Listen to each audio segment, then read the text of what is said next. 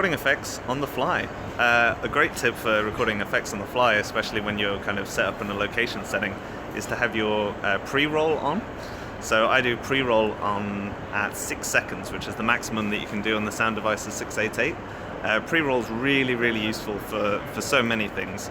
It's useful for making sure you have efficiently lengthened sound files, because what you can do is you can say that you're rolling, and then until they actually clap the sticks, that's when you then press record, knowing that you have the previous 6 seconds, and it can make it more consistent for sound editors to be able to find where the sticks are always going to be. So if they're always 6 seconds away into the file, then that's really useful. But also this doubles up as really useful for obviously recording effects. So if something happens, say if there's a massive clap of thunder, or I don't know, you're waiting around for something, then just having that pre-roll, that extra 6 seconds, can get you a lot of stuff, really. So that's, I guess, my tip on recording effects on the fly. Also, just have a handy little recorder. I have the Zoom H1, and that's really good for stereo Atmos, but it can obviously also be used as mono effects recording as well. How you just do the mono effects is, because it's an XY pattern, you're basically only just taking one side of the stereo field to make it a mono signal, and then you can get the maximum out of the kind of stereo recording. So thanks, Dejan, for the question, and I hope that kind of answered it. And yeah, if you have more questions, I'm here for another 20 minutes or so, so just hanging out with you guys. Just started redoing all of the Soundrolling.com blog and all of that kind of stuff, just trying to organize everything, make everything a lot neater, and currently just enjoying my birthday as well, and wearing some sexy shorts and trying to get a sweet northern tan.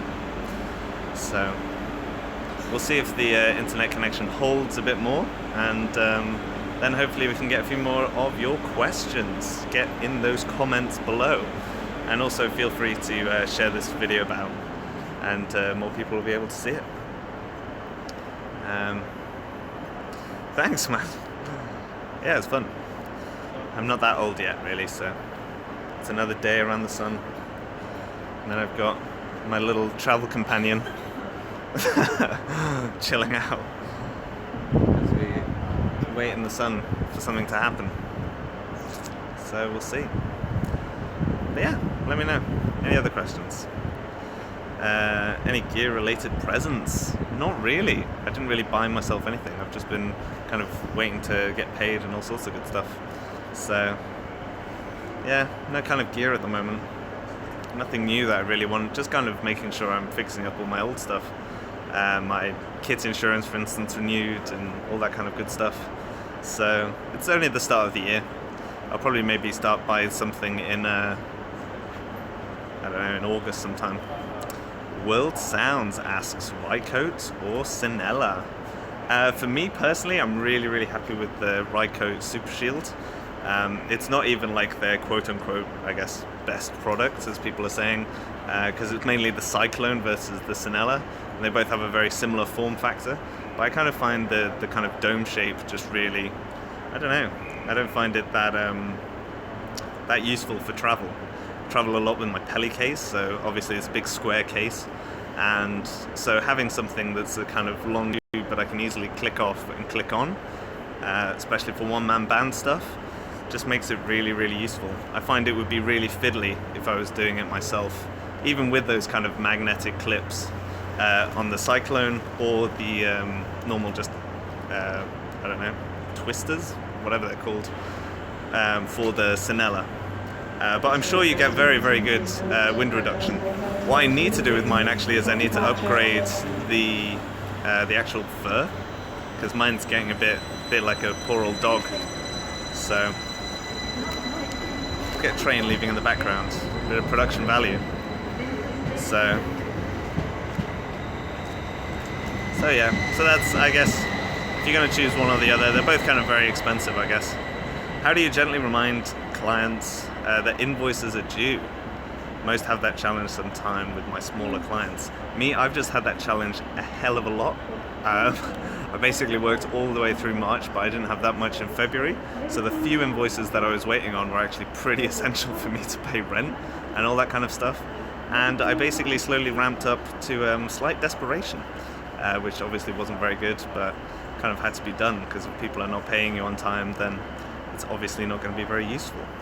A few other tips you can do is the actual invoice time. Many invoice kind of terms that actual companies have is 30 days, but that doesn't mean that you have to put your invoice at 30 days. You can put it at 25 days, 21 days, or a few companies now that I've started working for, they say that if it's in February, for instance, the middle of February, what they do is they pay you at the end of the next month, so it would be at the end of March. So what I would do there is still put my invoice terms at 30 days, even though it would technically be about 40 maybe. And what you can then do is just put a little note to yourself, just so you're not like, this is overdue now, blah, blah, blah. But then you can just say, I'm just wanting to make sure that this will get paid at the end of the month, and you're giving them plenty of notice. I generally have a bit of beef about all accounting departments. It just seems like a really, really kind of, I don't know, it seems really stupid that I could pay like anyone on a mobile phone, but it's going to be really hard for a whole company that has a dedicated department only aimed at paying people to pay people late. So I don't know. But I don't have any experience of obviously being an accountant, so maybe it's really hard. Maybe it's just a pain in the ass. And obviously production companies getting paid from agency and other things like that obviously make everything really tricky. So that's a good tip, I guess, for just making sure that you can friendly remind them that things are going to be, that as long as they're willing to agree with the terms that you've set out before, then there shouldn't be a problem. And worst comes to worst, they can let you know beforehand, and then it's not a big surprise when 30 days turns into 40 or 45 days, for instance. So let's look at some other questions. Getting a bit of a bad connection now and again, so it's kind of tricky to get this all to work, but we'll see. What wind protection do I use? Bumblebee Industries fluffies work great for me, but interested to know. I still, and that is from World Sounds again. What I use is the Recordist stickies. I still use the furries just on top of that. Generally don't find that if I have to put a lot of wind protection on a radio mic that it becomes very useful. I find that it just ends up giving me even more problems. I'm more interested in kind of wind protection for the boom mics, because essentially that's going to be much more useful. But yeah, if I have to, then I have to use fluffies, usually on the COS 11s or the DPAs, the DPA concealers or the RM11s for the COS 11s. Then I use the furries just over the top. Just put a sticky, put a little cut in it to stick the mic through, furry over the top, and that's usually okay. But generally get more problems than not, the more wind protection that you're obviously putting on, because you're just bound to get even more rustle from all the radio mics and that kind of stuff. So hope that answers that question. And do let me know if this is all getting through. Again, the connection is going from poor to very bad to great to poor to very bad to great. So we'll see how this video comes in the end. Any chance to try the RF venue diversity fin? No, I have not. The fins that I have at the moment are the Betso ones. I only used them a few times. Actually did a few videos that are already on my YouTube regarding range tests. It's really interesting trying to get even more range out of your radio mics, and it's usually where the pack is placed, as well as obviously keeping that antenna away from the skin. As soon as you've got the antenna on the skin, you're losing about 20% of the range. Although I should do another video just on kind of skin contact versus no skin contact. So yeah, that's kind of my two thoughts on that. Let me know if you have any other questions as I build up my audience in the background.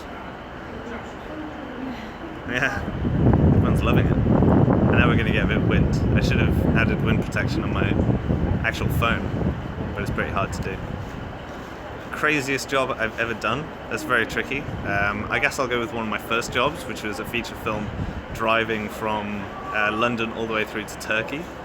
And I was kind of woefully unprepared for that. So I guess the problem with that was just it was mad just because the locations, the amount of people. We were filming like in tunnels of a dam, and there was a massive thunderstorm outside, and it was just insane. But also the hours, we were doing like 110 hours because we had to travel, but it was also a traveling kind of like driving movie, like a drama, not even a documentary. It meant that we were just filming all the time, and so like hardly ever sleeping. But it was also one of the most I think fulfilling jobs in terms of just getting literally stuck in, just after working so hard to try and get even just one job to then land a feature film, which kind of kick-started quite a lot of the gear, the basic gear that I got. I've since upgraded quite a bit of it, but getting that kind of first kind of step on the ladder was really, really good. So I guess I'll go with that one. Otherwise, there's lots of crazy jobs. The great thing is that being freelance, it's kind of the same set of skills, but it's kind of different every time.